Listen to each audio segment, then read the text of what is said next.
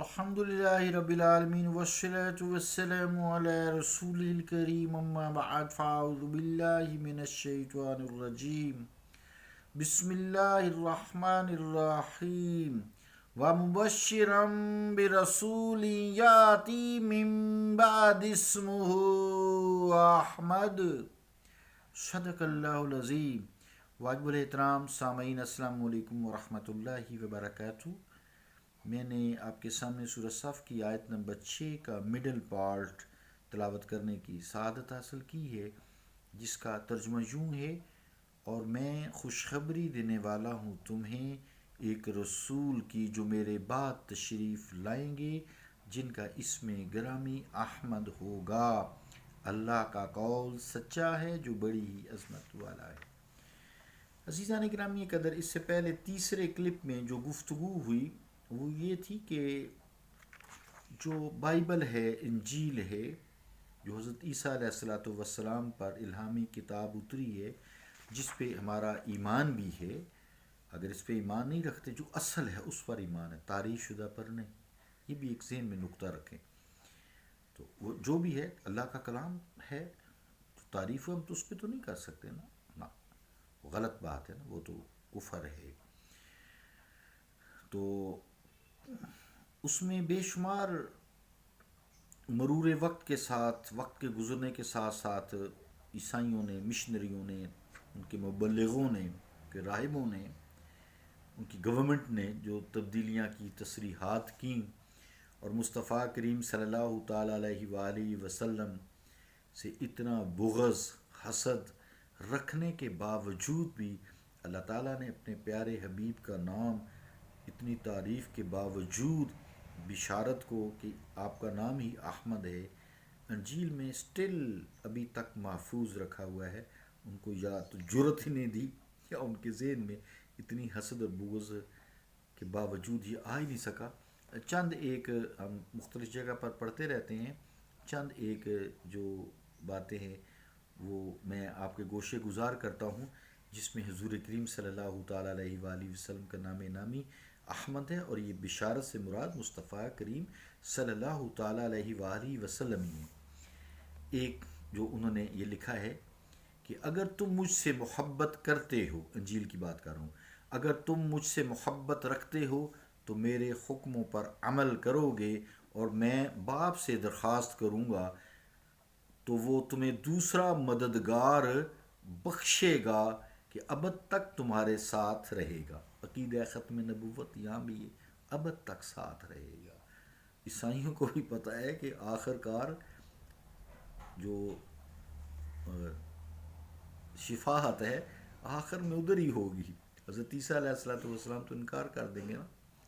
तो ये रेफरेंस है इंजील यूहन्ना बाब 14 नंबर आयत, यूहन्ना बाब 14 है, आयत नंबर 16-17 है। तो मददगार के जो लफ्ज़ है बाइबल में, उसके हाशिया में या वकील रखा है, लिखा है, या शफ़ी लिखा है, यानी किसी जगह वकील लिखा है और शफ़ी लिखा है, ये भी तहरीर है।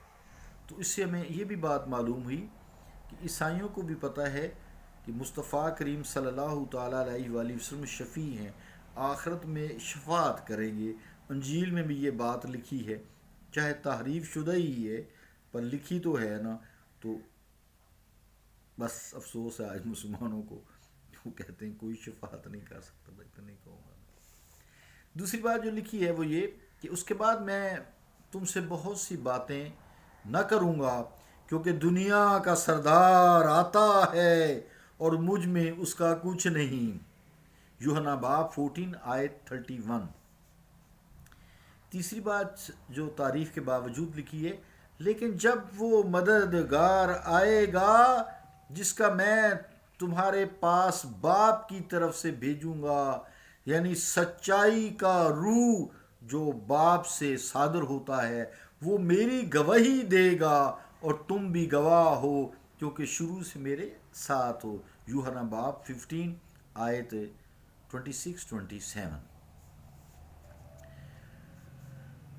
जो और बात लिखी है यहाँ पे, फिर जो मददगार के लफ्ज़ पर जो हाशिया दिया गया है, या तो वकील दिया गया है یا شفیع المذنبین کا تذکرہ ہے نا، یہ بھی مرقوم ہے، یعنی لکھا ہوا ہے۔ چوتھی بات جو لکھی ہے وہ لکھا ہے بائبل میں، لیکن میں تم سے سچ کہتا ہوں کہ میرا جانا تمہارے لیے فائدہ مند ہے، کیونکہ اگر میں نہ جاؤں گا تو مددگار تمہارے پاس نہ آئے گا، لیکن اگر جاؤں گا تو اسے تمہارے پاس بھیج دوں گا، اور وہ آ کر دنیا کو گناہ اور راست بازی اور عدالت کے بارے میں قصوروار ٹھہرائے گا۔ یوحنا باب 16 آیت نمبر 8-9۔